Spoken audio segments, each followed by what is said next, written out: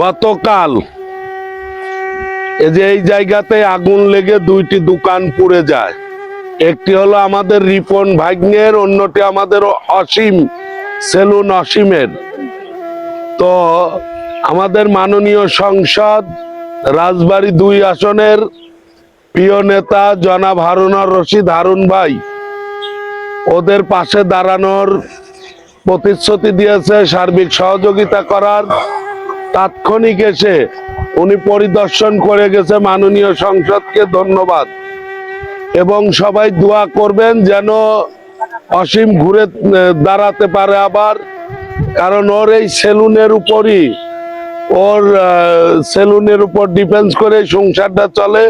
অসীম একটু তাকাও, ঠিক আছে? সবাই দোয়া করবেন আর ভিডিওটা সবাই শেয়ার করে দেবেন।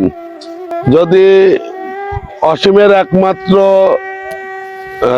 উপার্জনক্ষম সেলুনটা যেহেতু পুরে শেষ, যদি কেউ পাশে দাঁড়াতে চান দাঁড়াতে পারেন।